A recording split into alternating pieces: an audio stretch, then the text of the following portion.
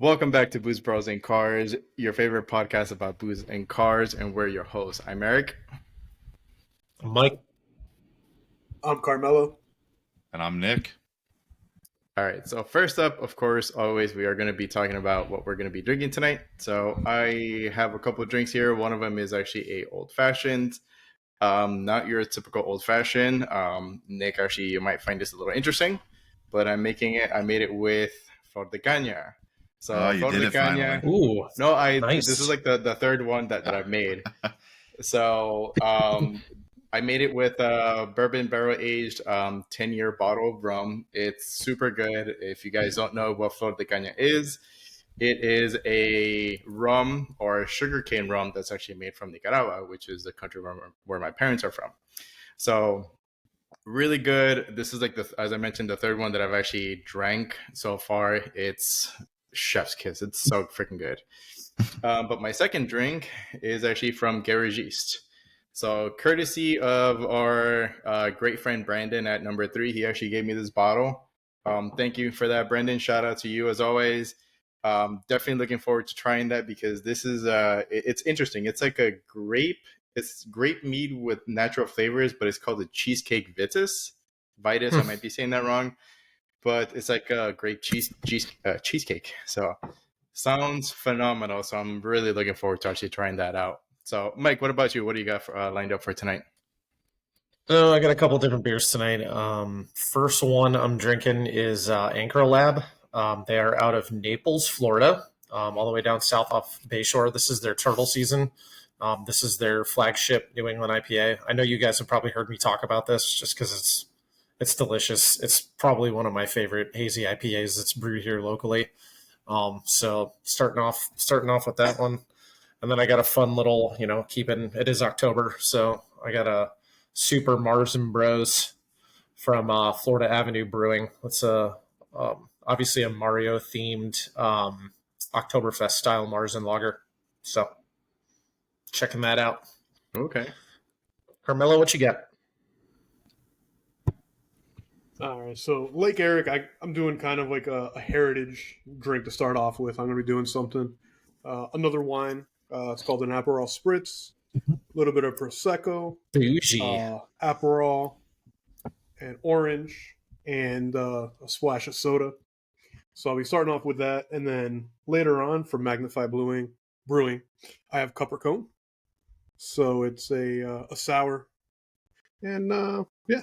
So between the two, I'm intrigued to see how tonight tastes. What do you got, Nick? I like how you go to Italy and then a couple weeks later, man, we're Aperol spritzes and stuff. Pinkies up. Just for you guys. So fancy. So I got a few things. Bushy.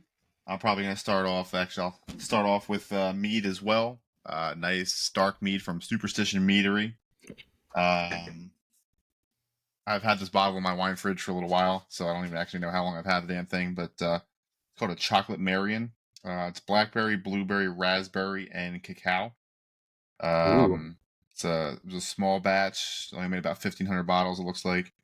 13.5% alcohol by volume. I did have to share this one with the wife tonight, but it didn't piss her off, and just from tasting it, it is delicious. The fruit, chocolate, everything balances out really good.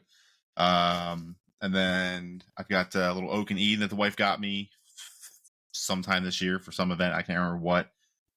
She did like a little customization where you can pick out which wood stave you want here for extra flavoring. So this is a bourbon with a honey flavored wood stave in it. And then if I get to it, I took a page out of Eric's book from I think it was last week. Little Christmas in Fall. Got a little Great Lakes Christmas ale that I had a few of stashed in the fridge still. So if I get down to it, I'll have a little Great Lakes brewing out of Cleveland later. A little Christmas spirit. Nice. Yeah. I was gonna make the comment to you, Nick. Make sure that you share your rare stuff with your wife. If not, she might kill you. I made sure to check this time. Yeah, that was like a $50 bottle of mead that I bought. So I asked her before I cracked it open, and I took my half of it to make sure she wanted some first. So nice. Okay. I'm not fucking that one up again. Partially my fault, but I didn't know. All right. Yeah, Yeah, you definitely threw me under the bus on that one this past week. Again, I didn't know. I did not Yeah, know. well, yeah, Or it it was cost me like last week. a drive to Miami just to make her happy, and then she didn't even like it that much. Listen, it was fun though. We had fun. I Like mean, we went to it we went was. to But then when Julia and she's like, Henry's. it's okay. I don't really like it that much. I was like, really, seriously? You know what? I Good thing you actually have drove to all the way admit, to Miami. Yeah. Yeah. I actually liked it better in the can than what I did at the brewery. I liked it comparably both times. Her issue is she complains when anything's a little sweet. You know, Yeah. she tries to sound like she's a good type 1 diabetic, but at the end of the day, it's just she doesn't care about the carbs and the sugars and stuff like that. But if something's too sweet to her, it's just her palate, and she's just weird about it. So Yeah. all in all, it turned out to be a fun little trip to Miami for sure. Yeah, actually ended up turning into me getting in contact with my cousin. I mean, I got to talk to my cousins regularly, but gonna keep in contact with them so that we can do I'm gonna drive down there like Friday night after work one night, and then literally just spend Friday, Saturday, and Sunday there, just eating at Julia and Henry's or just random places down in Miami. I mean, not that I typically do that, but I mean, this is gonna be like a longer trip now. But anyways, into car talk. Another one of our favorite topics here.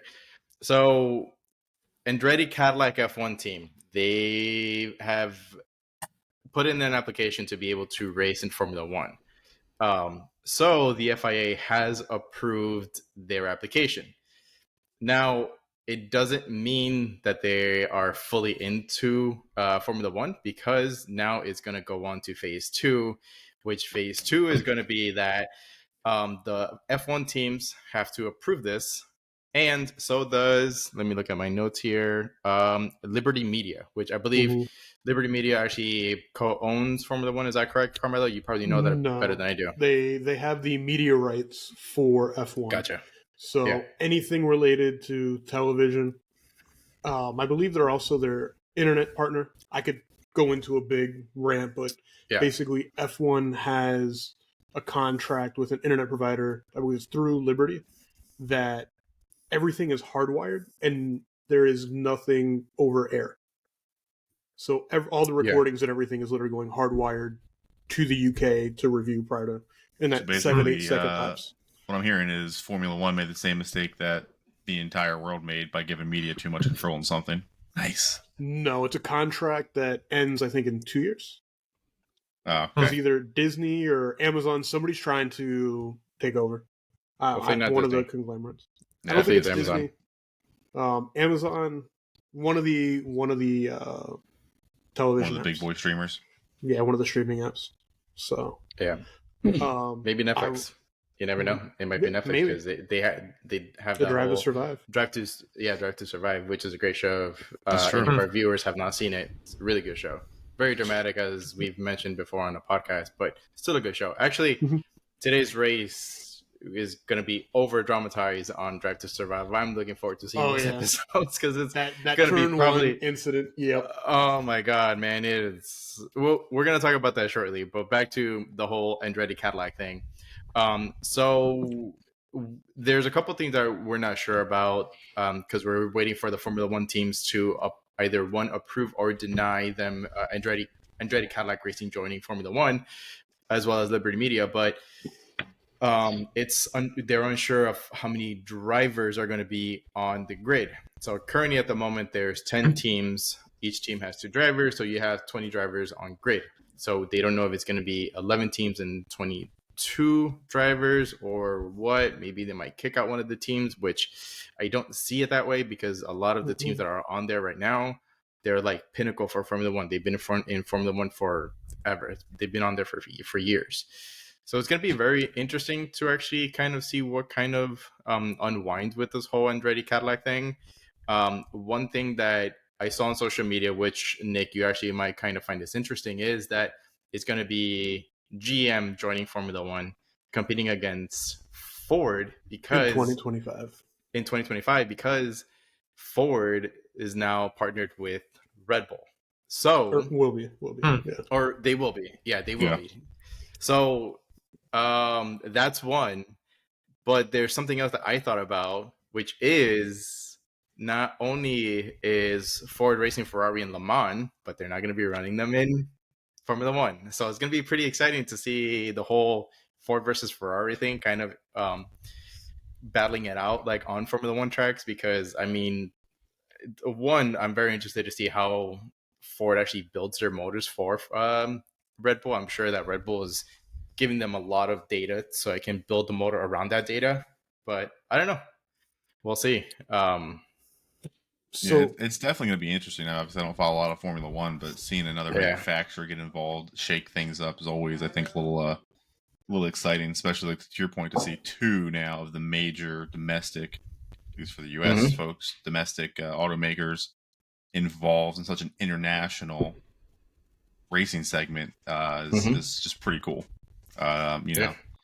Will we ever see Stellantis involved? Yeah, probably not. But who cares about them anyway? So yeah, GM and Ford going at it should be pretty cool. I mean, I love seeing those guys go at it back when you had the Cadillac racing stuff with IMSA and the GT running. So it's kind of a shame that Ford's not doing that anymore. So it'll be nice to see them enter into something else that's kind of high performance. Yeah, no, for sure. I kind of have a bombshell to lay on you. I believe Ford is only coming in as a engine title sponsor, much like Infinity was in the early Red Bull years, 2012 through 14. Yeah.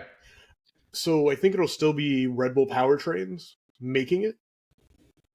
Last that I read is that Ford was going to assist, but basically Red Bull is going to be running everything with the Honda engineers that they've had, unless, they get terminated or leave. So but what they're saying is we shouldn't expect a bunch of F1 cars to lose control and hit crowds of people. No, there's fences, because there's been a couple drivers. Was it Yuki that did it last year, or? It was Joe that yeeted the fucking wall. It was Joe. He yeeted that fucking wall. Well, somebody hit him. Ended up upside. Yeah, but he ended up upside down. No. So there was that. The other thing too is I know Ford initially said that they were going to come on and do more. So I'm intrigued to see what that means. Also with Andretti and GM/Cadillac, one of the things that I think it was Christian Horner and another, it might have been Toto, someone else said is they want to bring, if they'll get the vote, if GM becomes an engine manufacturer. Whether it's Cadillac, whether it's Chevy, they don't care who, but if they're bringing a homemade, a personal built engine in, they would like to see another engine builder on the grid. So who's the engine builders right now? Because you have Mercedes that builds their motors for them, and Mercedes, for Williams, right? For Williams too, and McLaren. You have they do all three. Okay, and then you have Ferrari. You have Ferrari that does them and Haas, so that's 5 teams. And they do Alpha too, right? Though they do Alpha. Yep. Okay, why is there balloons coming? Did you guys see that? Yeah. What the hell? It was did the twinkle fingers and then was it balloon? Oh my! Did you not see the balloons on my screen? Yeah. Okay, if it's on your screen or in your house. That's Elon. No, it wasn't on my screen. What the hell? No, it wasn't. It wasn't my Starlink. That was so weird.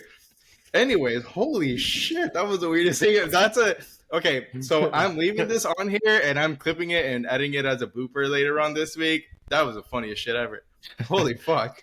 So to your point though, Carmelo, talking about them coming as maybe just like an assist and Red Bull still building the engine with Honda and stuff like that. Yeah, with this new GTD coming out, running a first ever for Ford, as far as I know, for a Mustang at least, running a new transaxle setup and everything like that. Obviously, a rear or mid-engine car runs a transaxle. They're dipping into some performance and aero stuff that's seen on major high-end race cars. So, and sports cars and supercars alike. So I almost got to wonder if this GTD is some kind of, R&D / publicity stunt that they are going to produce, but they're using it to help develop maybe some of the technology that's going to go forward into an F1 program if they're going to get more input into the total drivetrain with Red Bull. And obviously, until a lot of it becomes official and gets uncovered, we may not know. But I got to wonder. That's a lot of effort to put into a Mustang. Yeah, well, you got to by name just for a Halo car that's going to sell a couple hundred units. You know what I mean? So you got to remember too, the GTD it's built by Ford, but in conjunction with, I believe it's Multimatic. I think so. It's one of those Multimatic has been doing working on the back end of supercars for years. I mean, whether it's I race wonder if it's cars, road a cars, learning thing for them, maybe, because I think the GT was with Multimatic the as well, wasn't it? and I believe the original, not the original, let me rephrase that, the 04 to 06 GTs were as well. Those were Shelby supercars, They rebuilt. weren't, Multimatic didn't have anything to do with it. As far as I know, I mean, at least the name on them all was that they were built by Shelby Right. supercars. Because I know I a friend of don't know the mine, answer to that. a close friend of mine, his a mentor, he was at USF's mechanical engineering program, and he did their they made time attack cars basically, and a mentor was a retired aeronautical engineer, and him and his wife drove a gray and color Ford GT3 at IMSA races, and that was like his retirement, was driving a GT3 Ford GT at the IMSA races with 2 other drivers. Yeah, So I mean, it's a possibility. that was built by I actually Multimatic don't in know. conjunction with. I don't know about the original, so I can't speak on that. So- But going back to your question, Eric, so you had Mercedes, Ferrari, Red Bull obviously is AlphaTauri and Red Bull. Then you also have Alpine, which is a Renault engine, I believe, Okay. or an Alpine. So you have maybe it's four. the same. So you have 4 engine manufacturers so far, right? Mhm. So Okay. there's 4, and I believe that's all 10 teams. Okay.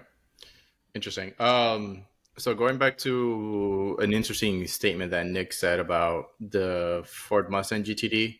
So now that you're kind of pointed that out, it is interesting that the GTD is a car that they're kind of building to kind of be like a street legal race car and things like that. So I'm wondering if they're going to actually start doing like a lot of like production testing on that car, like testing it out like on racetracks and things like that, because that rear spoiler, I don't know if you guys noticed, it looks like it has active aero.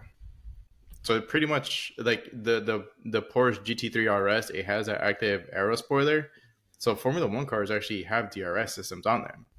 So I'm wondering if what Nick said is actually right. Like maybe they are kind of implementing some stuff to their road vehicles so that they can take that onto Formula One. Like they're just kind of testing it to see how the car reacts.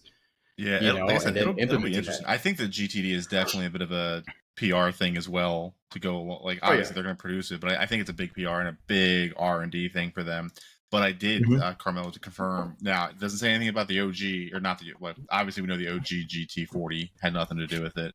The mid 2000s, it doesn't say anything about. But Multimatic is involved in the current GT and the current GT4 Mustang. As well as the Desert Race Bronco, the big boy Baja one that they produced for like a few $100,000. So Multimatic is heavily involved in a lot of Ford's, let's call them factory race cars that you can buy as a consumer and hit a track and race. So Multimatic has their hands on all 3 of the current,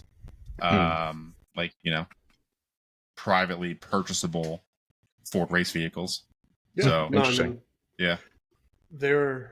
I didn't realize Multimatic Multimatic has been, I believe they're just they call themselves an automotive supplier, but they are more involved on the racing side of things, as far as I'm aware. They might, be like, do regular things as well, but it would be, going back to what Eric said about the GT3, it would be very interesting if the GT3 has active aero, because I think that would be one of the cheapest cars, with the exception of a 911 and that, that spoiler just comes up a little bit. But like if it had active braking, or as far as like active turning, where it, it changes the level horizontally. Are we forgetting about the JDM cars from the early 90s?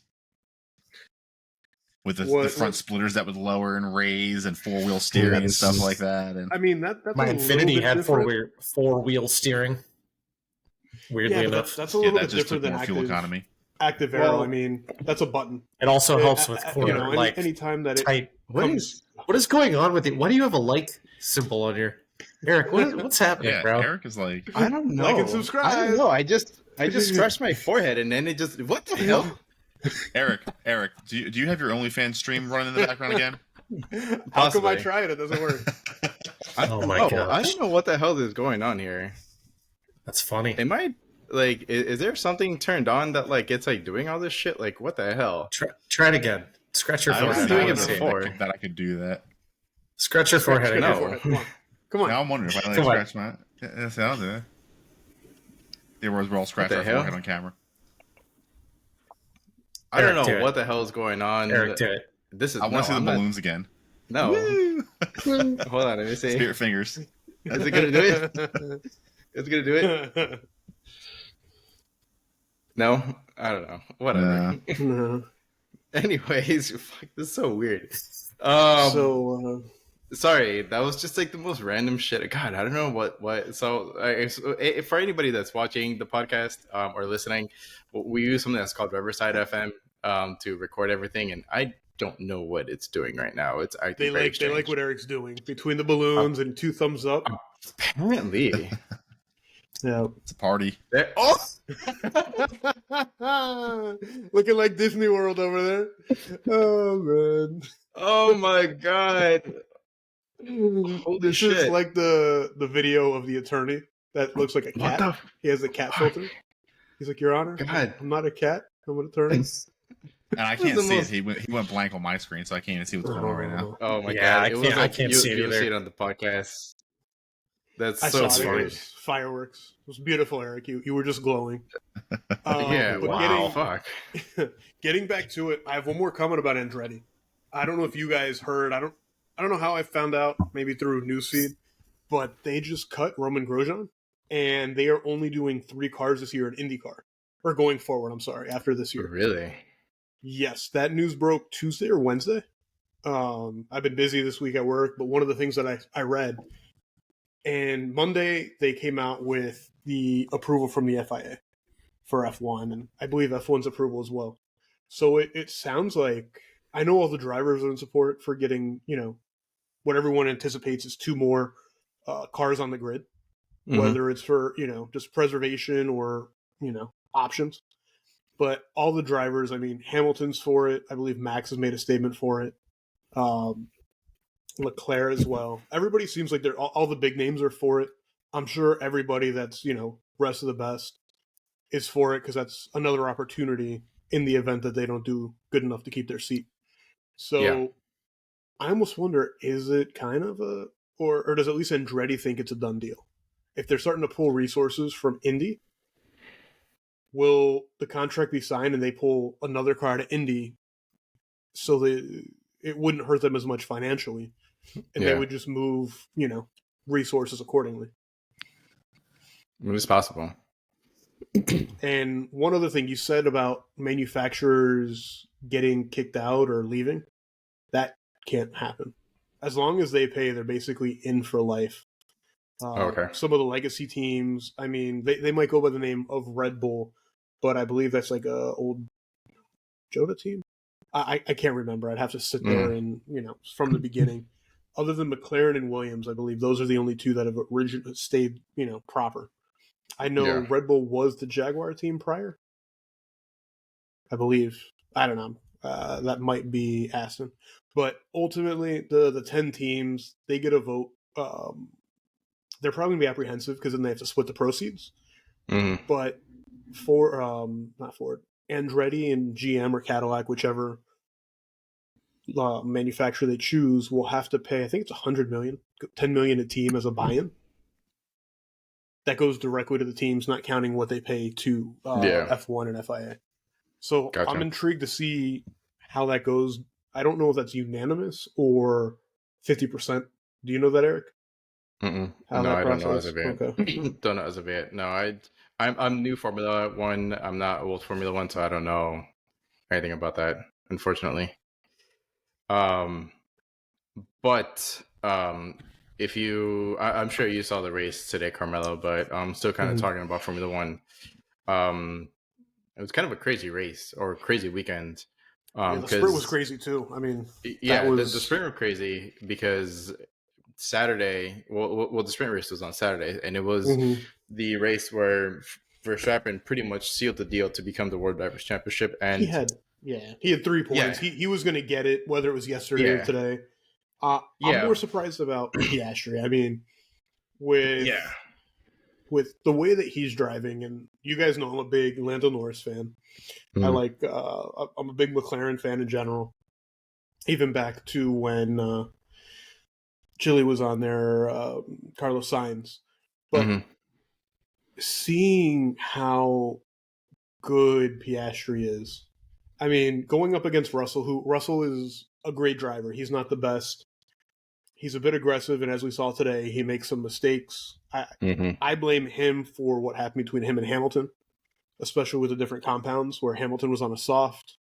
He should have gone with the smart, let him get ahead, try to catch Max, hold Max up, so then when his tires die, he can, retake the position, or at least, contend with Max, because Lewis is one of the few that can actually hold Max back. But Piastri, on the other hand, I mean, did you watch the sprint yesterday, Eric? Any of you guys? I did, yeah. Yeah, it was pretty did. interesting. Did you see Russell when he's like, "Oh, good job! I did a great job." He was like shouting out himself on the radio, and I'm like, that's sad, man. You're on a soft. For one overtake, yeah. It was an overtake. I saw that. It was a ballsy overtake. I'll give him that. It was a good overtake. Yeah. It kind of cut Piastri off, but then you just see Piastri's resilience. And I'm a huge Lando fan, but Piastri, the way he's been driving, could be similar to Max's level, and just I think so. Not as pompous, or not pompous because Max isn't pompous, but not as blatant. Piastri kind of stands off in the back, where Max, he has a specific demeanor, and he's not arrogant or anything, but he has expectations, and everybody knows the expectations he sets for himself. Where Piastri, on the other hand, he was like, I finished, P18, P19, somewhere in the back, in the beginning there, but just won my first race. Granted, it was only a sprint race, but won a race, podiums twice, I guess 3 times in the past 2 weeks. I mean, I'm a huge Lando fan and McLaren fan, but seeing where that car was, specifically Piastri's car last year with Daniel Ricciardo, seeing where Piastri got it, I've been a huge Daniel Ricciardo fan for years. I don't know if he just didn't click, or just didn't work, or the car just got this much better, or if he just needed a reset. I think Piastri's making things happen that surprised me. So I think Daniel Ricciardo kind of gets into his own head too often or too much, and that's kind of what causes like his whole demise, like in the Formula One teams, especially like in the last 3 or 4 years, because he was doing so good with Renault. Good with Renault. He was podium. He with Altmar, or who was it? Not Altmar. The team principal that ended up getting a tattoo because of him. But ultimately, he had something so great, and I get it was COVID. He didn't know what was going on. Alpine or Renault at the time wasn't sure how they were going to continue. So I get him leaving for McLaren. There was a lot of money, but that was probably a worse decision than him leaving Red Bull. Oh, yeah. I think he's so. Lucky Red Bull gave him this olive branch, because ultimately Liam Lawson is doing very good for as new as he is. And, Danny is very lucky to have the loyalty he has of Red Bull. Yeah, no, for sure. He definitely does. Because, he left Red Bull, 2019, 2020? 2019. I think it was 2017 was his last year. I think 2018, 19, or 2019, 20, he was with Renault. And then he switched in 21. Yeah. So, he left and it was very surprised, and he didn't leave on bad terms, but everybody was definitely surprised by it. So, no, for sure. But he didn't want to be Max's second. Yeah, but going back to Piastri, so did you see that Lando was beating himself up because Piastri got a podium on the sprint race, even if it was just a sprint race? Like, he was really beating himself up. Win. And he got the win because Lando finished, I think, third. Second or third. Second. Yeah, I'm sorry. because he made one mistake. No, third. Because Max got second on the sprint race. Okay. But yeah, like he was really beating himself up even after today's race. He's just like, yeah, like I keep making mistakes. So he's really, really beating himself up. But kind of comparing him to Danny Rick, I'm kind of hoping he doesn't get into that headspace that he was before, or that Danny Rick was in before, because that's just gonna take him to a really bad place in Formula One. Like, so hopefully he kind of gets out of his own head and just gets out of it and just starts to dominate the freaking track again. So I think he will. I think the issue that he had was he was getting his lap times deleted. So at one point in qualifying, he qualified P1, and it got deleted a few 30 seconds later. There was a long delay for canceling laps, for deleting lap times. So he thought he was great. His first lap in Q3, killed it, got it, and they're like, nope, deleted. And I think his last time would have put him in the top 3, top 5 for his first lap. His second lap, everything was great, got deleted for track limits. And he's beating himself over the radio about that, beating himself up rather, on the radio over that. But it was just surprising to see that he didn't, he's being hard on himself, but at the same time, I got to give him credit. One of the statements he said after sprint races that Piastri won in a McLaren before I did. You know, he won a race before me. Good for him, and he was supportive. He wasn't being a jerk about it, or he wasn't being envious, but he was just genuine. And I think he's now realizing that he needs to grow as a driver. He might have got some false confidence by beating Danny. Oh, for sure. Because Danny had 7 wins, 8, I think 7 wins, and 8 if you include Italy, which I know is controversial, but McLaren told that should have been Lando's win. Lando was catching him, and they told Lando to step down. And then he made the bad call the following race in Russia, where he stayed on the dry tires. He stayed on his current compound instead of going to wets or inters. But I mean, I'm not. Piastri's great. I mean, Lando's really good too. I don't know if Lando's on that level yet, but I think this will show everybody what kind of driver he is how they both bounce back from this. Piastri obviously has a ton of talent, learning the car. I mean, think about it. They had one practice and qualifying, and he won a race. That's normally P3. Yeah. Practice 3, and he's winning this race. Hey, Carmelo. Mm-hmm. I think you have somebody at your door. Uh-oh. Oh, well, excuse me 1 minute, guys. I got my little princess here. I'll be back in a few. Ghost. Yeah. But that's really funny. Yeah. That's funny. Anyway, it's kind of piggybacking what he was piggybacking what he was saying. It was a good race. I mean, I kind of feel bad for Lando. I know that you guys, Mike and Nick, you guys really don't follow Formula One. It is actually pretty exciting. I kind of compare it kind of sort of to IMSA level of excitement, because you do have like a lot of crashes, you have like a lot of dogfights on track. If you guys are interested, highly recommend to kind of get into it, because there's really, really a lot of good races that go on, and there's a lot of like drama, like off track, which they're kind of announce it here and there, but yeah. Yeah, I keep needing to get into it. I'll get into it. Yeah, I'll probably work my way into drifting first, followed by F1. Yeah, because like there was even like one really, really big crash today between actually they were teammates, Lewis Hamilton and George Russell. Like literally just Hamilton was kind of going on the outside, and Russell was like mid, and he was Lewis Hamilton was trying to go out wide so he can pass Verstappen, or at least stay close to Verstappen, and he just got railed by one of the wheels. One of the tires got debeated. He spun out, pretty much wasn't able to continue the race after turn 1. He pretty much got eliminated turn 1. But yeah, it was very, very interesting turn of events. So while Carmelo is taking care of his little one. You guys want to do a quick beverage recap, and then we'll kind of get his inputs once he returns. Sure. Cool. Yeah, okay. All right. So the old fashioned, delicious, phenomenal. If you guys have not tried Flor de Caña, here's a bottle. Highly recommend it. It is really, really super good. It's a sugarcane rum, so it's not your typical spice rum or just regular rum. It is actually really good. The mead from Gary's Yeast, phenomenal.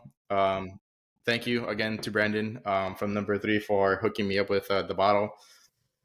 It is really, really delicious. It's super good. You can taste the grape. You can taste like the graham crackers. And you can kind of like taste like a hint of like the cheesecake. So it's super good. That sounds Mike, interesting. Mike, what about you? What about your dude? It's so good, man. So turtle season. This beer's phenomenal. I will say I drink this on draft pretty often, and draft, in my opinion, tastes even better. I'm a big draft beer guy personally. You know, cans are great, bottles are fine, whatever. But like I prefer tap. This is a really good New England IPA, 6.5% alcohol, so it's not going to bang you up too much. If anyone watching this is ever in Naples, please give Anchor Lab a try. It's really good stuff. Shout out to Adam and Dominic down there. Really phenomenal beer. This I actually just got into, the Super Marzen Bros. It's good. It's good. I mean, it's a Marzen lager. It's actually really well balanced. It's not too sweet. A lot of Marzens, like that Three Daughters that I had a couple episodes ago, that one was a little on the sweeter side. This one is definitely like middle of the road. Definitely a lot of malt flavor to it, but not overly sweet on the back end. Very little hop, profile, which is what you get from a Marzen lager. But it's good.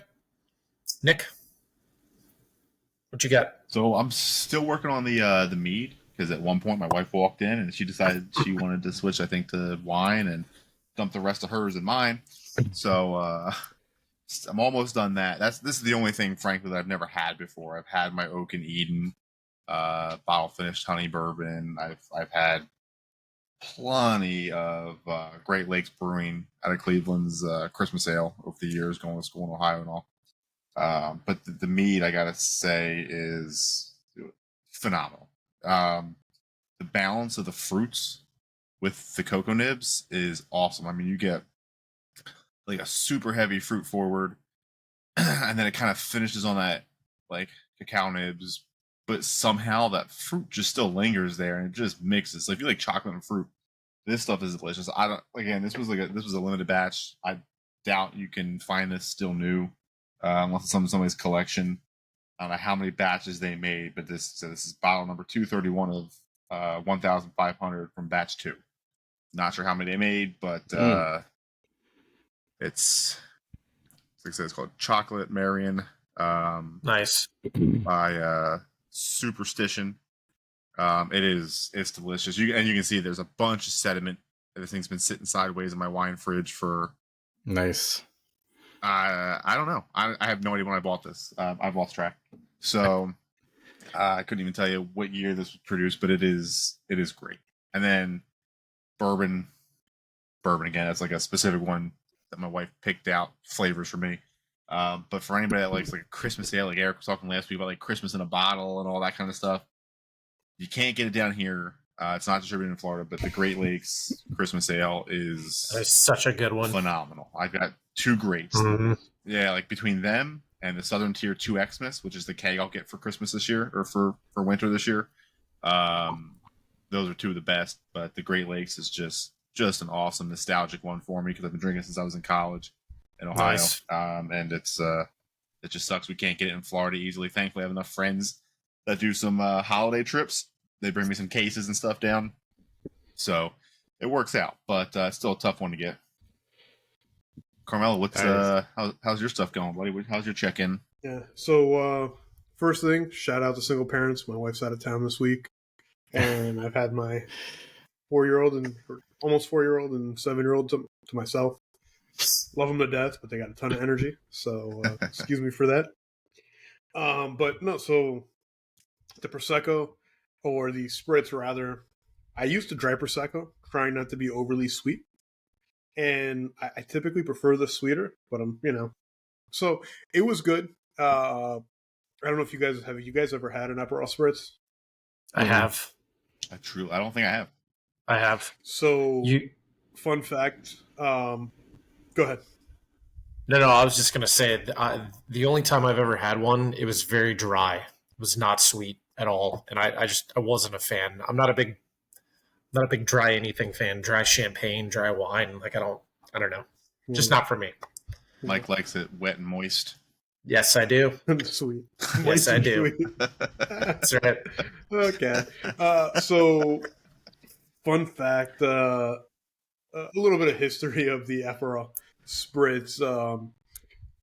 When people were migrating to Italy post World War II, during World War II, give or take, and militaries were coming through and they were drinking local drinks, they would add soda water to balance out the harshness of some of the flavors of wine. And over time, they added Aperol, which is an aperitif, and an orange. And you have to make sure. When I was in Maranello last year, we stayed at a Airbnb just outside of Maranello, and in this this grandma, right, this nonna, was working behind the bar and asked us what we wanted. And I know I showed you guys, Eric. I'll send you a picture if you want to add the clip in. But there's a picture of Janelle, my wife, and an aperitif or what do you call it, like a board of different cold cuts in salami, prosciutto, charcuterie, different cheeses, or charcuterie board, as we like to call it. Charcuterie board, yes, the charcuterie board. But in Italy, they call it like an aperitif. They call it something slightly different. Yeah. But anyway, we were there before we had this amazing meal that I know I showed you guys the pictures. I'll send it to you again. This nonna, a grandmother, was working behind the bar at this tavern, and she made us. I don't know if it was a honey bell, but it was a locally grown orange. And she told me in Italian, you got to make sure the orange is like squishy. If it's a hard orange, it's not ripe yet. And then what she did was she mixed a sweeter Prosecco, a splash of soda, Aperol, and probably, I don't know, a sixth, almost a quarter of this large, orange. And it was sweet. And then she, what is the term? She muddled it? Muddled? Muddled. Sorry, thank you. Yeah. Muddled it. I've had a little bit to drink tonight. She muddled it around the glass, and it was by far one of the best drinks I ever had. And my mom lives in a town in Trieste, which is about 10 kilometers from Prosecco, where all the wine comes from. And this nonna told me, she said, hey, when you do it, use a sweeter Prosecco and make sure you muddle the orange. And she's like, no offense, because I told her I'm from Florida, She's like, oh, you think you know oranges? I said, no. The oranges that we get aren't that great. Although good oranges get sent out. She said, no, the good oranges, and she explained, they gotta be squishy. And, good things in life are squishy. But I wasn't trying to go that route, Nick. You took me there. But, yeah, so it's one of those all throughout Italy. I'll drink them. And the best part is you might get like a slight buzz from it. But because it's Prosecco, which has a high, I guess, like H2O volume within the wine, and then you have that splash of soda, there's no real negative side effects. So going into towns like when I was in Florence or Venice and we're walking around, we could just stop at different shops and get them. So it was a pretty good drink overall. But Mike, next time I got to find a good Prosecco that's a touch sweet, and then I will try to make you one as good as the nonna made it for me. Nice. Perfect. Yeah, man. I'm in. So also too, the Cupper Cone by Magnify Brewing. This kind of reminds me. So when I read this, it was almost like a Dole Whip in a can, is what sold me. I don't know if you guys know what Dole Whips are, but yes, being a big Disney family, as you guys can see, my wife loves the mouse. Dole Whips. So this is basically a Dole Whip in a can. Magnify Brewing, made in Jersey. The Cetus Brewing Company, I guess, in conjunction with. Oh, it's made by them, but it's a pineapple whip inspired sour ale. Dairy-free vanilla ice cream, which kind of weird when it comes to dairy-free ice cream normally, but I'll take it. 6.5% volume. Really good. Gets more pineapple-y than Dole Whip. Maybe it's further. Maybe I got to go down to get to the good stuff. But Always. yeah. So that's that. Nice. Speaking of random things in the Journey Little Collection, I gotta, just because I'm a giant man child, hold on a second. Oh boy. What is he doing? Oh my god. Yeah. I know what he's gonna show off. I had to take it out of his case. Is A it the little raccoon paw, hand? giving you all the finger. It It's is. the raccoon skeleton, yeah. They That's did funny. it up to give you the finger. That's an actual raccoon paw? That's it's an actual raccoon skeleton paw with the nails and everything, and they molded it to give you the finger. That is hilarious. Yeah, That's the funny things as I hell. find in Ybor City that I just have to have. I don't know. My wife told me I cannot have a real raccoon, so this is kind of faces her all night. Raccoon paw The giving the ultimate finger. F you.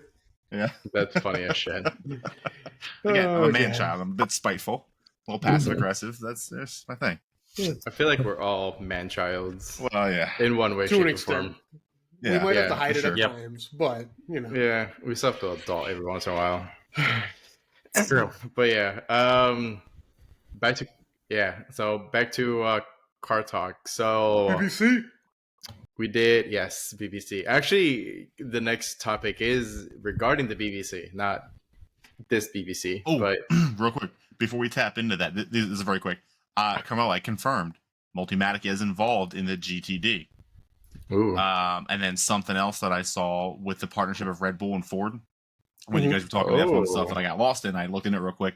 So Ford is putting in some expertise and some input into the engine itself, but they're being heavily pulled in for the hybrid drivetrain portion. ah, So that's where a lot of their input's coming in, is in the hybrid thing, as well as a little bit of input, it looks like, into the actual ICE engine. So it'll be Really? interesting to see how that whole thing functions. But they mentioned the big part is because of Ford's involvement in the major EV push and hybrid drivetrains. So interesting. Interesting. So, what you're saying is the next Red Bull, or the 2025 Red Bull, could be Mach-E inspired or even Maverick inspired? So they're saying that it's based on its experience with the Mach-E and Lightning from the pure EV aspect. Obviously, Ford doesn't do a whole lot of hybridization anymore than the Maverick and the Escape right now. But And the yeah, Explorer. I mean, they're going to pull some stuff from that. They said they're looking for Ford's expertise in power storage, battery systems, as well as the actual electric portion and the hybrid portion of the drivetrain. So it'll be interesting to see how that partnership works out. Yeah, no, for sure. Yeah, thanks for that Yeah. I'm further happy information. that it's more than a title because, Yeah, I I was worried too when you were saying that. because it was one of those. It was brought up, and I think I referenced earlier. That was multiple articles where Ford didn't exactly know what they wanted. They definitely wanted the PR, but they Yeah. didn't know how they wanted to contribute. The battery packs in 2025 are going to change with the regenerative brakings remain the same. But Eric, what is the other? Where there's another regeneration that comes off the engine for the hybrid, and that's going to change. Well, I know there's the braking regeneration. There's a braking, but what's the other? So braking regeneration is kind of a blanket term. It's not actually what you think it is. All the regeneration actually happens in the transmission itself. Yeah, Everybody says it's regenerative Yeah. braking. It has nothing to do with brakes. It's all Yeah. internal within the transmission. Just for anybody that's listening, we use that term interchangeably, regardless of what the vehicle is, but it's actually all happening in the transmission. So yeah, just throwing that exactly. out. My 2 cents out there. Yeah, Well, I'm let not me- sure what the other one is. I just know that they have the braking regeneration. Man, I've played But- so much F1 games. I should know this, and I'm surprised I don't. Hold on. There is. I still find it crazy that they're running 1.6 liter twin turbo V6s with hybrid Mhm. drivetrains and putting out that kind of speed. That's insane. Yeah, 1.6 liter That's basically- V6 that's basically blows the- my mind. NGK. How Yeah. big are the pistons? Yeah, so it's Small. Like, it's gotta be. It's Crazy. Itty bitty, Yeah. itty bitty guy. So Anyways, I think it's the MGUH that's getting removed, the motor generator unit from heat, driven by exhaust gases, what is dissipating the exhaust. It captures this energy of the heat and turns it into electrical power. It's something that never made it to production cars, and F1 has been trying. Teams have been trying to get rid of just because there's no real outside of F1 or WC IMSA. There's no real purpose for it. So Yeah. that's the MGUH is what I believe is going to be removed, and the K is the electrical engine, the electric generator that comes from the powertrain under braking, which Nick you were referencing a few moments ago. So let me ask: is that like a negative turbo then? Because turbos use exhaust gas, but they create power. This uses exhaust gas to then Creating take the power to create energy to recharge the battery. Yeah, I mean, when you think about it, you look at water, hydroelectricity. It's simply using water to spin giant wheels inside electromagnets to produce power. So really, it's to your point, Mike. It's no different than taking hot exhaust gas and spinning a turbine with electromagnets to produce power. I mean, it's genius when you think about it. It's already going to happen. So just the exhaust gas is going out. So all they're doing is collecting that and creating something. It's cool. Yeah, it's smart. That's more stuff to break in a production vehicle, though. So, that's why they're getting rid of it, because nobody ever tried it. I think, what was the BMW was doing not lithium, a hydrogen, and I think they were trying to work out a hydrogen hybrid for it, but it never came to be. And I mean, this is going back a decade ago, where BMW was trying to make a hydrogen 7 series, never released in the States. I think they had a few in Europe. But, just one of those things that never came to be interesting. But which is crazy because Hyundai, back in 2013, actually had a hydrogen Tucson you could buy in California. Street ready to roll. So in Europe, hydrogen, I had to watch out when I was renting cars. Hydrogen cars are everywhere. Really? Let me rephrase that. Rentals, yes, they have rental hydrogen, but then I didn't want it because not all gas stations have hydrogen. And not all rental cars over there have CarPlay or GPS that tells you where the gas stations are, like Tesla does. And I believe Ford is working that in the Mach-E as well. So speaking of this, I cannot for the life of me now remember who the manufacturer was, but have you guys seen the new hydrogen prototype that just came out? I think it's got 6 canisters across the back. You can just pull them, put new ones in that are filled. And hit the road I know what you're talking about. I just saw that. That I think is the future of alternative fuel. That right there with quick replaceable tanks, and the thing still has a 600-mile range or something like that. I forget what it was, but it was wild looking. Because anything else, you have to pull up to a tank, plug in, and fill. So if they can pull this off and have stations like propane stations where you swap out tanks, but instead of little hydrogen tanks, I mean that's going to be great. That's interesting because propane NamX HUV uses removable hydrogen capsules known as CapX stores. Innovative feature. Is it 6 across the back of exhaust tips? No, this looks like a regular. Expensive. It's designed by Pininfarina. This looks like a regular SUV. No, so I don't think that's the same thing. $50,000 plus. Oh, interesting. The NamX HUV. Yeah, that's it. It's the NamX. Pininfarina is a design company out of Italy. It's the NamX. And so anything they touch is literally 200,000 plus minus, I believe, Maserati. They designed the Quattroporte. Yep, it's the NamX. It might have been the Quattroporte or the Gran Turismo. NamX SUV. Yep, there. I see on the rear there. It's actually a Pininfarina car. But why are they manufacturing? They're a design company. That's interesting. Service line, automotive, client, Pininfarina, Paris. I think this is a proof of concept kind of thing. Really, at the end of the day, they're trying to prove a point. I think, and I know this wasn't a topic we talked about today, but you guys sparked something that we were going to talk about. But it's interesting to see this coming more to fruition because you got Toyota and Yamaha still working to produce a hydrogen V8. You got Hyundai out there that's already had a consumer hydrogen vehicle back in 2013.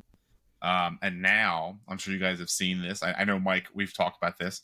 the Envision 74 has the name has been submitted for patent in Europe as well as Australia for the N74 name tag.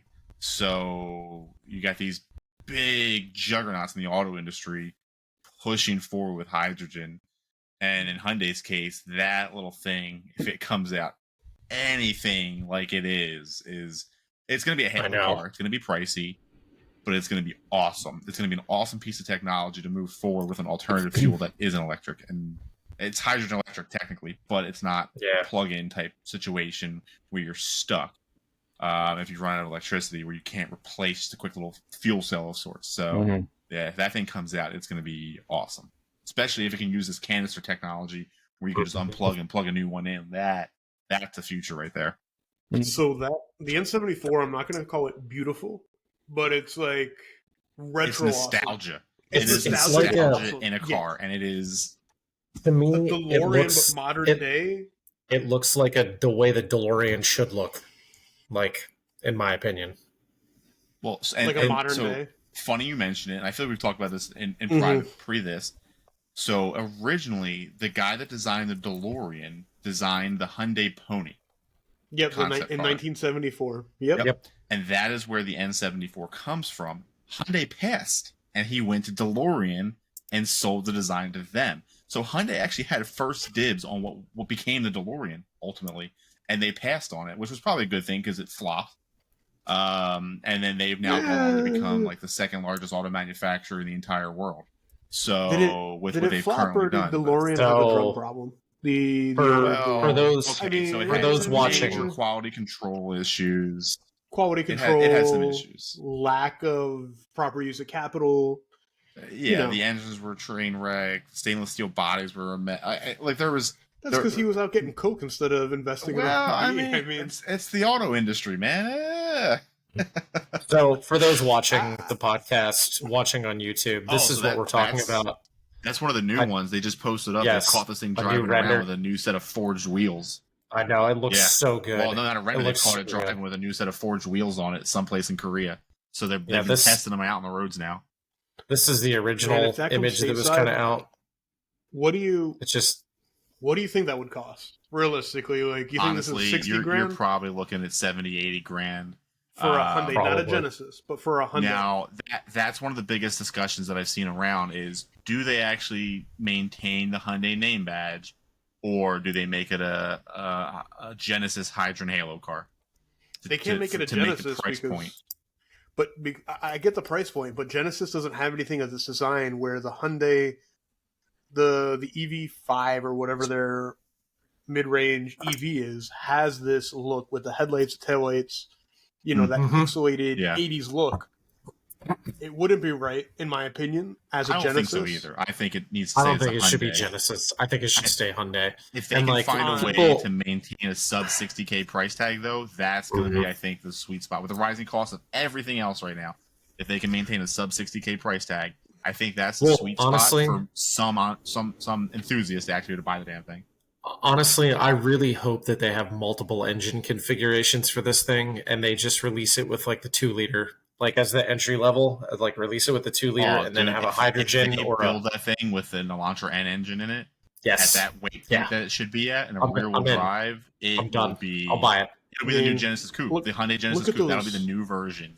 I mean, it would be pretty awesome. It's got look at those wheels. It's the Aero Blade wheels or whatever. The blade. So the ones that the one they've currently caught testing in South Korea right now is running a set of a major name brand's forged wheels. So it's not running these Aero discs. They're actually running legit production wheels right now on one of these things, testing it around South Korea.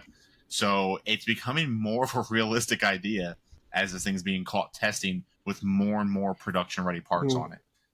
Which they've already, when they built this thing, they built it, like you look inside of it, and it's got, you can see they stole things from the Elantra and the Kona. All these modern Hyundais are in this thing. I mean, look at that interior. I'm in love with that just because it reminds me of being a kid. Simple. Like, it's just simple. It's retro, simple. man. There's buttons, but it's not overwhelming.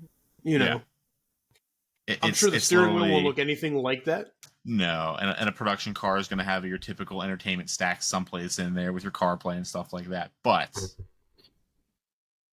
technology now is so much lighter than it used to be, so that's not going to add a whole lot to it. But to Mike's point, the question is, what will mainstream those are the drivetrains tanks. be Those like? are hydrogen tanks. I didn't know that. Yep. Yeah, they're hydrogen I thought tanks. this was It a runs on hydrogen full electric. EV. I didn't realize it No, was it's a hydrogen. I hydrogen thought it was electric. just... So it uses hydrogen to produce the electricity to power the car, to produce the 670 horsepower, whatever it is. So look at that rear end. Look at the bubble on that rear end. It's beautiful. Like, that's awesome. It just screams like OG, and it's a Hyundai, 80s, early 90s JDM like coupe. Like it just Yep. It's real pretty. Anything like that. If it actually comes out and looks anything like that, I think it'll be a home run for a Halo meters of torque. That is absurd. 250 mile per hour max speed. 250. That's crazy. Now keep in mind the production will probably be 75% of this, maybe 80%. So I could see a range of over 400, top speed of 180, give or take, to fit that price point. But that's still a lot of car for Hyundai, and that is awesome. I mean, from Hyundai, from the Tiburon my mom had in 01 to now. But I love that stupid Tiburon in yellow. Beautiful car. But not beautiful car, I'm going to phrase that. Fun car. I was 15, 16 driving it before I got a Mustang. But see, and that's the thing. They are now... Go ahead, Nick. What's that, Mike? You have to remember, they are now, I think, the number 2 auto manufacturer in the entire world, and one of the absolute largest companies from a parent company standpoint in the entire world. Like, most people don't realize the ships that get cars over across the Atlantic are Hyundai built. The trucks you see on the road, a lot of trailers are Hyundai trailers. Like, they're massive. Hyundai still has a very negative connotation, though. Unfortunately, and they have a very negative connotation in the automotive got here. Of course, every Asian import did when they first came in. But I mean, look at Mazda 20 years ago. Mazda did before we got Mike. When you bought your Speed 3 in 09, people still look down on others, socially, as you drive a Mazda. I got it when I had the Speed 3, and I was tuned. I mean, you guys knew the red one that I had, the Gen 2 RPF ones, Cobb tune, 3-inch intake.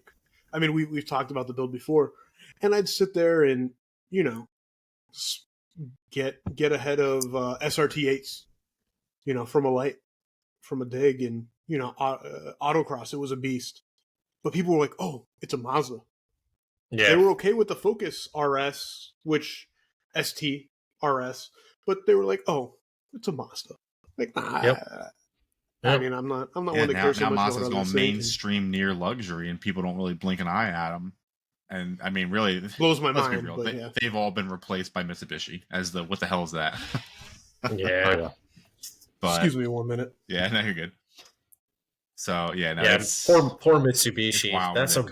That's a brand that actually had legs back in the day. In the late 90s, and it was early 2000s. Mitsubishi lost their status when they stopped making fun cars, when they merged with Peugeot and I think Nissan now. They became the redheaded stepchild of that whole merger, and they are what they are now. They offer a great warranty. They're a 10-year, 100,000-mile warranty, which Honda did the same thing back in the day, but they've proven some reliability. Again, recalls, all that. We all have it. We all have issues, but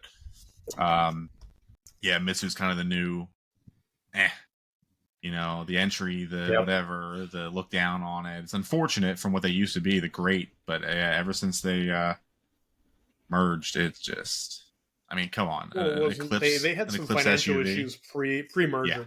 I mean, what was it? They created themselves with their financing specials. Their 0%, their no payments for half a year or whatever. They made some major financial mistakes trying to get a market hold.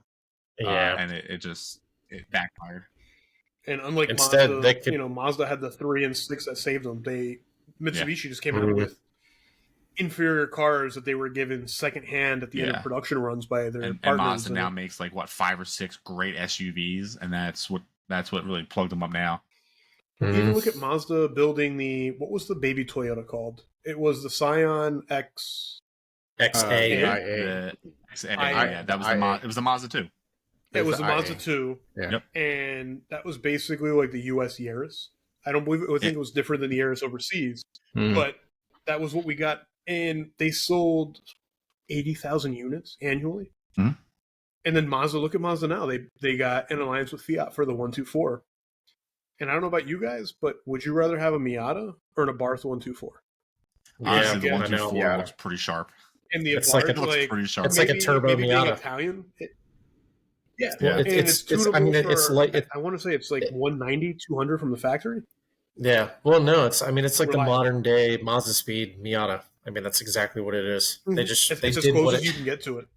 they did what should have been done with Miatas from the get go. Like that car was created Well, they do. with the NA, like as low The horsepower. 124, the 124 though just gives me some OG, like God, who what? I'm sure Fiat did one, but Alpha used to do the Spider back in the day.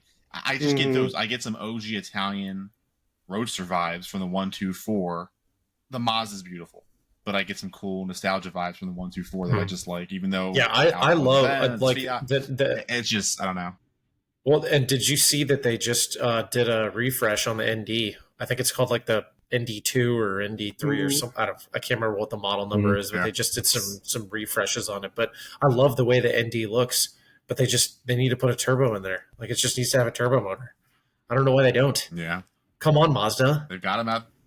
Like, what are they Do afraid it. of? Making it overpowered? Make it a Yeah, top trim do it. model for your Yeah, enthusiasts. well, and just be and done. it doesn't have to be a big turbo. I mean, that car It's- needs 50 horsepower, and No. it's Dude, just substantial drop a enough. Mazda 3 Even 40. Grand right. Touring engine and be done.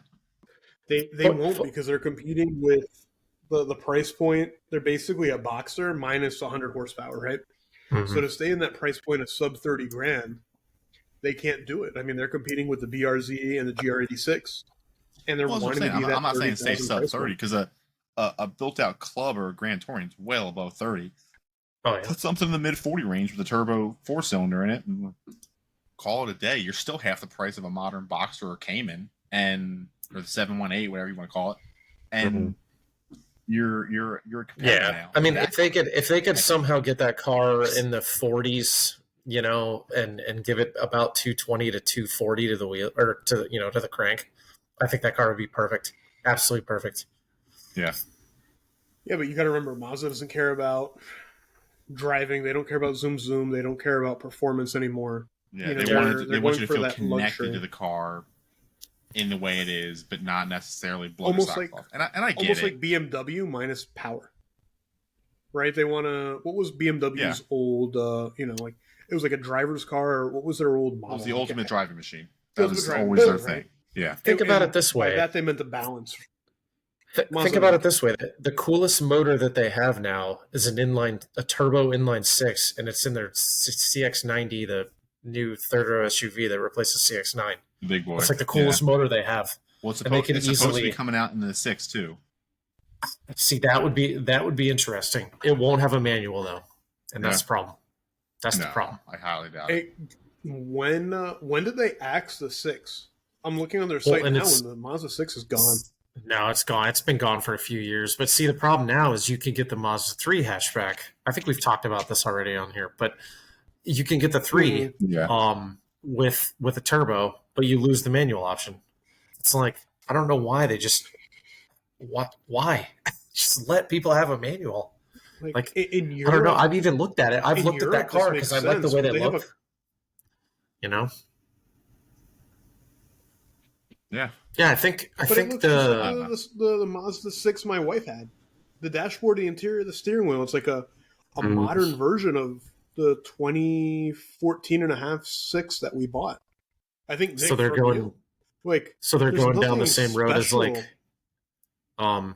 so they're pulling an Infinity basically, where nothing has changed in a Q50 for 10 years. Yeah. I mean, literally. Because you gotta admit the Q50 they've changed. What was it in 2016, 17? They went to that double screen, double stack entertainment center. So you have like the AC controls, which is like a touch panel. I'm not saying it's good, but at least something's been done where the 3 doesn't look premium. All the switches and stuff look slightly premium, but at the end of the day, it's still a basic Japanese car. That's the equivalent of a Toyota or a a Toyota or a Honda. Not to be a jerk, Yeah. but Mazda. I know you're not listening because we only get like 30 views of video at this point, but do something better. You guys almost lost it in the 2000s before you brought out the 3 and the 6.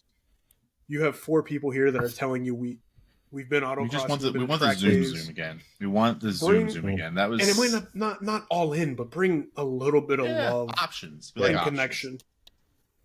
Put a manual in the hatch, and then you got a GR Corolla competitor.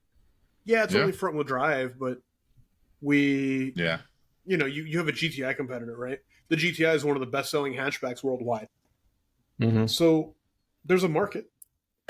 Yeah, why not tap back into it? Well, they were even stealing Hyundai's cars. tapped into that, just not in this country. They have the i30N hatch I everywhere mean, else in the world except for over here. Yeah, but they got the Elantra N, and that's still sales. I mean, had I been able to get one without adjusted market value, I would have bought that instead because it's slightly more premium minus the center stack buttons. Yeah, America Man, doesn't really taking get us off topic. I did this last week too. America doesn't get the same fun things as Europe does. Just like our Top Gear wasn't the same as Europe's Top Gear, and I think we need to talk about that because True. Top Gear is gone. So and I kind of like the American Top Gear. I hate admitting it. It was fun. It was The silly. Euro Top It Gear was was really better. silly. But I enjoyed Tanner Faust. Yeah, it was I do basically enjoy a bunch Tanner of Faust, Rutledge Wood. and Wood Rutledge was is great. I funny. can't remember the other He's guy. funny. Yeah, the other guy was Rutledge and Tanner Rutledge made put that it- show. But So They did, and it was and again, we got way off topic here, and I kind of want to close this out with just the reminder of why we don't get the fun shit, and it is our EPA and our government. It's that is but the EPA reason. is all started from California. Anything that they do in what is that called? We've already talked about how that's the worst state in this country. So I mean, we already said it. It's already been said. Yeah, but they have their own emissions testing. God, Yeah. it's driving me crazy. Yeah. Also, anything you touch is it- has a sticker on it that says can cause cancer according The to carb, California right. Prop 65. But it's all carb approved, carb this and that. The California, what is it, like Resource Yeah. Board? Hey, here's a California orange. By Air the way, this Resource could give you Board. cancer according to California. Right, like for Yeah. They just have to warn Okay. you. Yeah, like they how put Nick said. restrictions. Yeah, like how Nick said, we've talked about California before, and And I just gotta say, we're all in Florida, and Governor DeSantis is doing a great job, not pushing anything political here. But we didn't shut down during COVID, and We stayed in the green financially. we stayed green financially.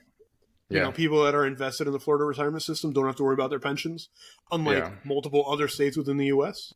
Yeah. So, just going on with hey, Nick's Eric. gesture, we're in a good state. We're spoiled. Gas, But is anyway, $3.50 a gallon, give or take, not $8. I just paid under $3.90 for premium the other day. Again, club pricing, but anyway, man, I'm sorry, I got us way off topic. Something else we wanted to talk about was the death, and we mentioned it just here, but the death of one of the That was my greatest segue. shows, automotive Segue. enthusiasts. No, It was, I know, I'm sorry. it was. Eric, talk about it. Bring us into to the death of one of the greatest shows in automotive enthusiast history. Let's go. Yeah, so like how Mike mentioned, yes, like or Nick as well. They announced that they're going to discontinue the show. We were going to upload a video kind of regarding Top Gear, but that episode was lost, so that's kind of my fault. I'm going to take ownership on that. But I'm kind of not surprised because they announced weeks ago or months ago that they were going to tear down the Top Gear track, which is the infamous track where they did all of the testing of the cars, the Which stick we already test road talked cars. about. Yep. Yeah, well, it was never uploaded because that was Dunsfold. the episode that was lost. Which but- I feel like we need to mention about one of the terms was named after Michael Gambone, who also recently passed. Michael Gambon, just which passed yes, away. he did Yep. recently pass. The last final turn before the crossing the finish line was called Michael Gambon. But yes, like it's coming to an era. It's an end of an era. I feel like the very last really good seasons of Top Gear was with the original trio. I agree. Like obviously, Jeremy got They- fired. Jeremy, yeah, James, and Richard made Jeremy the show. Clarkson, James May, and Richard Hammond. Yep. Oh, yeah. Yep. And their but- made the friendship, show. their dynamic is what made the show. Exactly. Yeah, for sure. Yeah, no.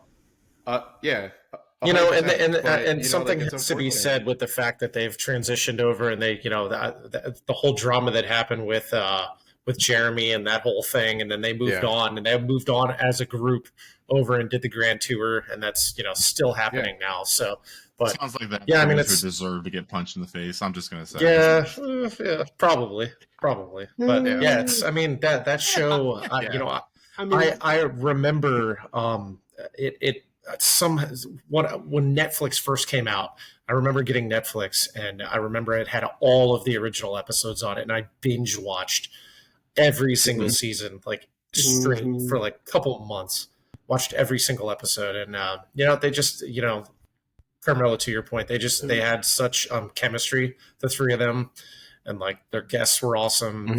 A lot of the cars they got to drive was awesome. Still do. They still and they do. Yeah. Like it was it's such a part of my childhood because growing up, or I grew up in Jersey. We had Dish when I was a kid, which you could pick up BBC and stuff like that. And then I grew up in Comcast not country. Us. For the record, we're a different BBC. Yeah, not the one you guys are thinking. We weren't there yet. I also grew up in Comcast country, so when they came around, we had British access to British all Broadcasting that stuff. Channel. Broadcasting Channel. We're not there So yet. I could pick up BBC way back when I was a young kid, and I could pick this stuff up, and it's so sad to see it go because my dad got me into cars, whether it was watching old Speed Network or watching this, and seeing these things. And dude, as a kid, man, I mean, just watching these guys talk, it was funny, and then watching the Stig rip some of these normal everyday cars around a track, and it was I don't know, it was fun. It probably is aside from me growing up in the car business and around racing and stuff like that. This was the thing that showed me it wasn't just my family in this. This was a major thing. Motorsports and enthusiasts were a major part of the industry, and I learned that through this show. Realistically, I mean that was one of the big ones back in the day. One of the only ones that was really mainstream. So it's kind of sad to see it die, even though the big three that were part of the creation have moved on to deeper pockets and bigger things, and are putting on some cool specials. It's sad they're not doing the same like series type thing anymore with the big tent and all that kind of stuff. But for anybody that hasn't watched it, Jeremy Clarkson's Farm Show, great show, it's hilarious. It is pretty funny, hilarious. My wife loves Clarkson's it as well. Just a funny guy. May as well. And then May you got shows, Maze is also doing his. It's like something Maze. Our man in Italy, our man in Japan, our man in wherever, and they're sending them to other countries to learn the culture, drink the drinks, eat the food. Also a great show. With someone from the country translating. Yeah, with showing around and stuff like that. Great. The Japan one was an awesome series. I think we've watched the Italy one as well. And then you got Hammond out there doing some weird thing, straining on the beach or something like that. I don't know. Bashing cars. Yeah, or break games or something. Yeah, just crashing doing cars. Some cool things, but. What was your guys' favorite episode? Hold on a minute. What was your guys' hold on. episode of Top Gear? If you could just call one. No, hold on, real quick. Actually, one funny thing that Richard Hammond is doing is that he's roasting enthusiast cars. I did see that. Yeah. Okay. Yeah. But that's funny. So what is everybody's favorite? So I was watching Top Gear in like 04, 05 on YouTube, like from some Eurasian country upload and some name that I can't even read because it's in like basically a different, not just a different language, but the letters aren't what we're used to and aren't Latin based. So what is everybody's favorite if you had to choose one episode from what is the first like 19, 20 seasons of Top Gear 2.0? Because there was an original Top Gear, was like a car review show in the 90s, got canceled. Jeremy was on it. He brought it back. First season, he had the heavyset guy, James Mann himself. And then they brought Richard Hammond in because the heavier set guy didn't make it. Wasn't funny. Was an automotive journalist, but not humorous. So does any episode specifically stand out to you guys? So I don't have like a specific episode that stands out, but I will say that my favorite series that they did is like kind of on the newer end of the spectrum when they started doing their what do they call it? Like their excursions to different places, and they would all have to purchase. they would all have to purchase a vehicle, specials, and the then they could the specials, specials yeah. exactly. So those were always my favorite, just because it gets them out of the studio, and it's just hilarity the whole time. They always end up leaving somebody, like someone's car breaks down, and they leave them, and they go find a bar, and they go start drinking. Like there was, I think it was the India. They went to India, and they all had to drive motorcycles. Oh, okay. Was it the trucks or was it the motorcycles? I think they did motorcycles. They did motorcycles. They did scooters, motorcycles, and scooters. Yes. Jeremy had the scooter. Yes, and it's just so funny because like he hated it. He hated it the whole time, and it was hilarious. Because is that the same episode where they drank like snake venom or something mixed with like liquor? I think. Possibly. I don't know. I think so. That's like a Chinese thing. I feel like. Yeah. So it's hard to say. It's all Asia, But anyway, that's mine. I don't have a specific favorite, but the specials were always like made me laugh. I can't think of a specific episode. However, as far as segments go that they do, hands down, I think my favorite segment is a star in a reasonably priced car.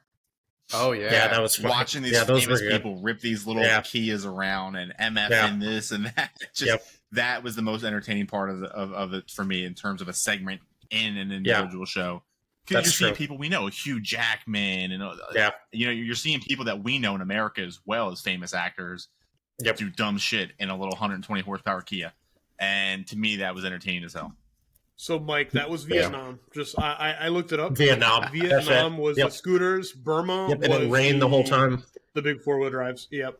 So, Star in a Reasonable Place car was good, but I like the F1 episodes minus Tom Cruise. Tom Cruise when he got in the two wheels. And just annihilated it, like in, what is it, MIB or Mission Impossible fashion. Yeah. I'm like, this is bullshit. This guy can't do this, right? Yeah. But he did it, whatever, and he had Cameron Diaz with him and just annihilated her time. Even the way that Jeremy Clarkson would deliver it, 1. Oh, yeah. 50. Yeah. He made it very suspenseful. Yeah, very suspenseful. And they're moving the thing up and down. The leaderboard and Yep. Eric, what's your favorite? So I don't have like any favorite episode. I don't have a favorite segment or anything because I just enjoyed the show entirely. Like anything that the trio did was just so funny. It was so entertaining. I learned so much stuff from them. But to Mike's point, the specials were great. To Nick's point, the celebrity in the reasonably priced car was great. Actually, it shed light on somebody that a lot of people really didn't realize he was a great racing driver. Was Rowan Atkinson, which is Mr. Bean. Like, he was like number one for a very long time, and like they even said that his times were very consistent, which actually is a sign of somebody that is a great racing driver. So it showed like which celebrity actually had racing experience way back in the day. But I don't have like a favorite segment. I don't have a favorite episode or anything because I just enjoyed the show entirely. It was every episode and every segment had something great in it, so I just enjoyed it all. Yeah, Eric, to your point too, I think that's how we kind of learned that Patrick Dempsey was a big car guy. I think he was on that show before we ever had a race team. He was run, so it was kind of cool to see that. So actually, really funny that you're saying that. When he came up in the show, I think he was already a racing driver, but that was when his whole interview came out saying that like, I love racing since I was a little kid. I want to get into it, and I like within himself. He became he's like, an actor to pay what for can his I racing do? career. Well, So he was like, what can I do to help me fund my ambition? And he became an actor. And I was like, A-list actor, right? Why not? Right? Yeah, and that's he's like, genius. It's genius. I find it funny too, right? He was an A-list actor. He was an A-list actor, a bunch of money, famous. Did a couple movies. And he's racing RX-8s. The most unreliable rotary Mazda ever produced. I thought that was hilarious, but so he's moved on to better things. But so it is sad that it's like an end of an era. So cheers to Top Gear, cheers to the trio because they're still great, creating great content, great shows, great things. But unfortunately, Top Gear is it's ending, so it's an end of an era. So hopefully if it does kind of get resurrected, hopefully in the near future, in the later future, it's somebody that can kind of have the same dynamic as the original Mhm. trio. I mean, that's going to be very hard to beat, but hopefully Yeah, Top that's Gear a is able to major return. gauntlet to try and pick up and run with. Yeah, for and they sure. can't. They tried it. They tried a bunch of different Yeah. people, and Well, everybody. Rory Reed, great driver. You know, who was it? The bald guy. God, I can't remember his name. I've been watching videos of him for like 6 years. Bald British guy. Oh my god, I know who you're talking about. I forgot his name. I just think of Jason Statham. We talk about a bald British guy, but No. No, I know who you're talking about. I can't remember what that guy's name is either. Oh man. Anyways, But anyway, all I gotta say is James, James May, Richard Hammond, and the one and only Jeremy Clarkson from the BBC that does love you. We salute you. yes. Cheers. Cheers. Cheers. So with that being said, on that bombshell, On that bombshell. Wait, is this going to be the end? Because I tried that twice last week and you guys just kept talking. I was like, guys, we're like an hour and 15 minutes into it. Well, on that bombshell, you guys just kept going.